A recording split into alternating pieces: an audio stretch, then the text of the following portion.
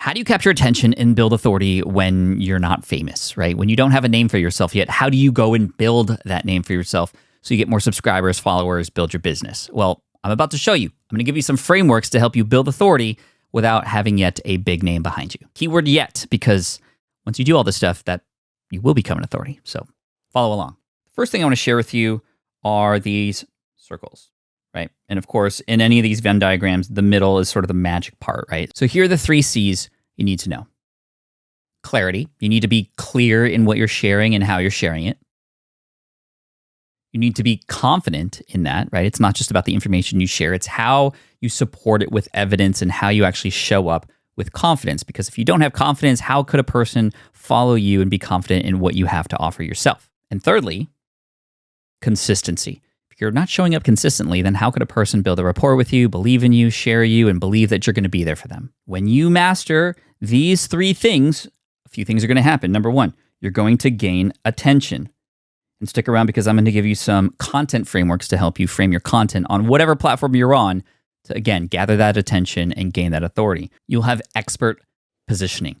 Now, real quick, an expert isn't somebody who spent 40 years in the field and knows everything about it, right?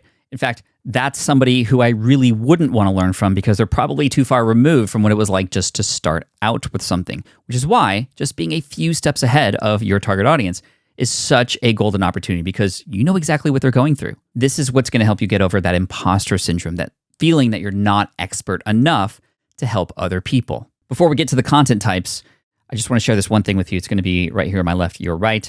And that is authority is earned.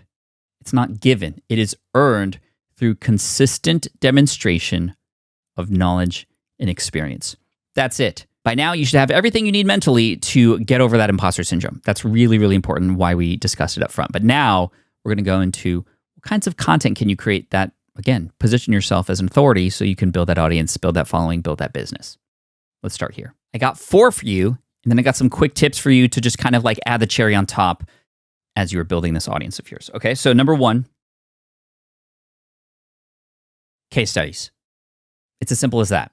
Document your own process and results.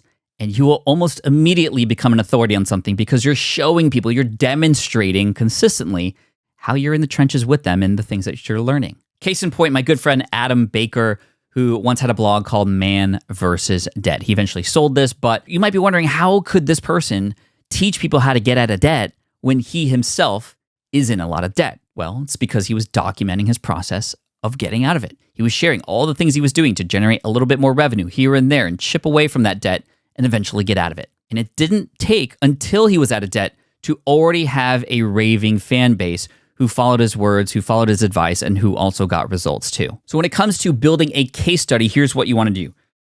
A, you want to target a problem that your target audience can relate to, right? If you're solving your own problems that don't relate to your target audience, then how could your target audience care, or why would they care? B, you want to have a purposeful approach. Let people know what's going on so they could follow along in the journey. Again, you can already start building your audience as you are starting this process. Share what you plan to do. Share what you hope to achieve. And again, have them relate to the target audience, and they're going to follow along.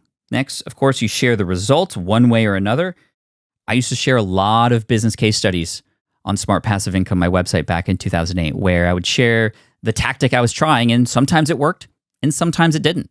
However, when it did, it was great because people would follow along and I'd be seen as an expert. When it didn't, that'd also be great because people would see, oh, you're not perfect just like us and you're struggling through it just like I would have, but now you've made those mistakes first and you can teach me what not to do.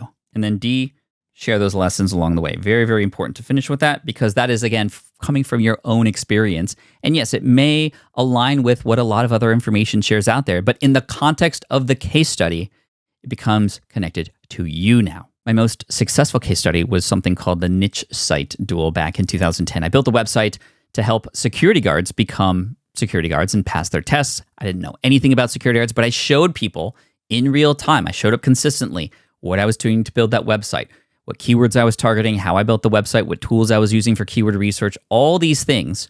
And eventually, after 73 days, we got it to #1 in Google, and it completely blew people away. And they wanted to come to me for advice. Pat, can you show me how to do that? Again, I wasn't an expert, but I had just gone through the process, and they wanted to see it from me too.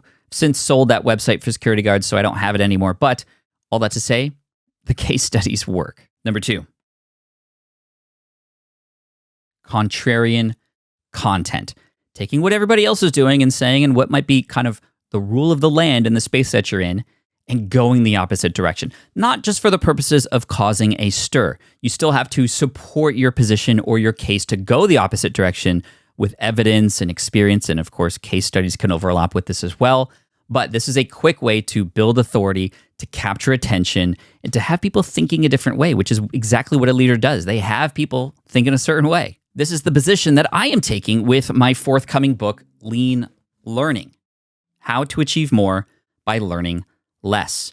What is it that most people think? Well, they think that you have to read and learn everything. When you read a book, you read the whole thing and then implement it. But I say otherwise. I say that is too much. It's too overwhelming. And I think a lot of people nowadays can relate to that, right? They're like, yeah, maybe there's just too much information out there. Maybe I'm overwhelmed because there's so many options. What can I do, Pat?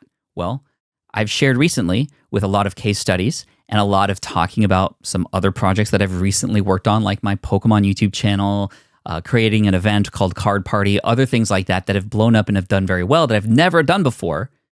And people have been asking, Pat, how did you do that? Well, I wrote it and put it all into this book, Lean Learning, with a framework and how to do that. So I just wanted to share that with you as an example. I'm walking the walk, not just talking the talk, about going the opposite direction in order to claim something and become an authority on something. Did I go to business school? No. Did I go to school for education? Am I a psychologist or a neuroscientist, or am I a professor at a university? No. But I have a book that I believe is going to change the world because, number one, it's capturing attention and it's positioning me as an authority based on my own experience, and you can do the same. Taking the opposite approach, thinking differently than everybody else, is, of course, just such an easy hack to stand out amongst the crowd. It really is. 3, the signature framework. I think a lot of us creators, especially when we're just starting out, we're too afraid to stake a flag in the ground and say, this is what I believe in and this is what I'm calling it, right? We don't feel like we're qualified enough to create our own frameworks yet. But this is the way to fast forward that authority, is to create these frameworks, right? Just like I'm doing with Lean Learning and the framework that I teach there, just like this authoritative content model that I'm teaching here with the 3 C's and these different frameworks, just like my good friend Pete Vargas, who at an event that I went to years ago, I can literally still remember the 3S approach to succeeding as a public speaker. Number 1, you need a signature story. Number 2, you need a stage to tell that signature story on. And number 3, you need to scale while you are on that stage, which means to either lead people into an email list or sell something on the stage. And I still remember that, right? That framework, the 3S approach or 3S formula, it just stuck, right? And it connected me to Pete. And whenever I think of that, those two things just go together, right? So this is why creating, like literally creating it, coming up with your own ideas for it, maybe using ChatGPT or Claude to help you with that brainstorming, to come up with your own frameworks. This positions you as an expert because you're able to organize and you're the one that is naming the thing. You have birthed this idea, and it might be similar to other things that are out there, but when you put your own spin on it and when you put your own experience and your own voice into it, it can become your own. And it also makes it easy to share you and your brand, which builds even more authority, because authority is also given through recommendations from others, not just from you yourself. So think about the audience that you're targeting and perhaps a certain process or two that you could actually coin a term for or turn into some framework that's easy to remember. It might be an acronym. It might be the 3S formula, for example. Something like that can go a very, very long way. In my book, Superfans, I created the Pyramid of Fandom to talk about how casual audience members convert into superfans and how people go up that pyramid and how people convert from one level to another. That, in fact, is the whole framework of the entire Superfans book. And now I'm known as a Superfans guy. So you see, this stuff works. Next. 4. Borrowed authority. Now, there's no better person that I know that I could use as an example than John Lee Dumas. John Lee Dumas is a podcaster who decided back, I think in 2012, that he was going to podcast every single day and interview another entrepreneur because he wanted to learn from them. He didn't start that show by saying, look at me, I'm the world's leading expert in business. He wasn't. He didn't know anything about it.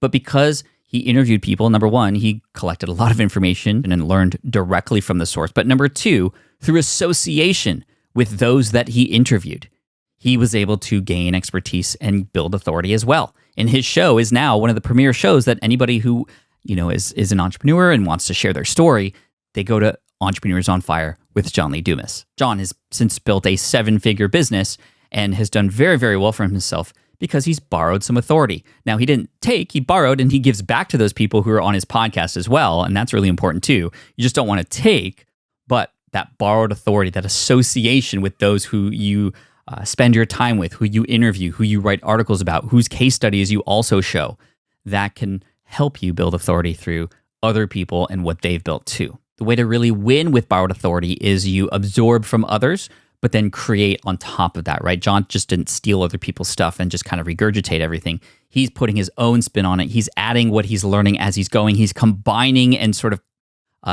collating and condensing everything that he's learning into something that is very valuable and positions him as an expert for his audience. Becoming a curator is just as powerful as becoming an inventor or somebody who creates from scratch. All right, now, rapid fire, some tips to help you as you are looking to build authority in your brand. So number 1, eliminate hedge words. These are words that actually soften your authority and make it seem like you're not exactly sure what you're talking about. Words like sort of, kind of, I think. Don't use those. They decrease the value of what you're saying and how authoritative and confident you are in that. They just immediately decrease the confidence that is perceived from what it is that you're saying. So remove those as much as you can. Instead, you'll want to use definitive language. For example, using will, it will, you will, not might or maybe. Those are not good words. Will or can. Again, get definitive. If you need to, write your scripts ahead of time, practice them, and of course, maybe even record yourself, or you might have a backlog of podcasts and YouTube videos that you can look at and then assess whether or not how well you did with these kinds of things. Next, a lot of people who build incredible authority online use evidence.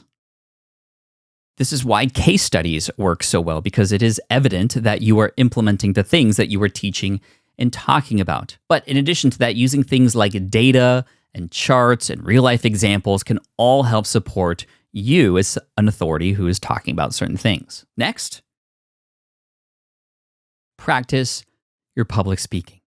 This is why I love podcasting so much and getting on YouTube, because this is all practice. And every time I do it, I get better and better at sharing messages and positioning myself. When you learn great public speaking techniques, your messages will come across with more authority. And there's 2 parts of this that I really want you to focus on from this point forward. Number 1, learn how to tell not just stories, but tell great stories. I am obsessed with learning how to tell stories better. This is going to be the most number 1 important skill in the future, is storytelling. As information just gets so commoditized that it's freely available everywhere, there's hardly anything new as far as information comparatively. It's how that information is wrapped. The stories that contain that information, those are going to be the things that help you connect with people. And like I said, build that expert voice. And then 2, you can practice when you are looking to become a public speaker, your tone. And all the different parts of that instrument of yours, your voice, that can move your audience, right? Slowing down a little bit when you're making an incredible point, to let things sit in. Learning when to use pauses at the right moments so that the message that you share actually rings true and you don't speed forward toward that. In fact, slowing down can be incredible for building authority, because oftentimes when people are nervous, they're talking quite quickly. And then finally, even learning little tricks with your intonation, right? If you end every sentence with an uptick, kind of like this, it sounds less confident because everything sounds like a question, versus finishing it with more of a down tone. It is more authoritative to end a sentence on a downturn like that. So the mindset stuff that we talked about in the beginning about not being expert enough or being an imposter, we've gotten over that. I've given you some frameworks to already work with to start to create and position yourself in the space that you're in for your target market. And finally, some quick tips here and there to help you refine and optimize your authority building online. You're not going to get it right up front. And as I often say, you got to be cringe before they binge. But you have to hit publish. You have to put yourself out there. You have to show up consistently. And here's the cool thing. The more consistently you show up, the more consistently you will improve, and things will start to snowball from there. but you have to get going. So get going. I know this was helpful to you, especially if you've already gotten here to the end. So hit that subscribe button. We got a lot more content like this coming your way. Don't miss out. I'll see you in the next one.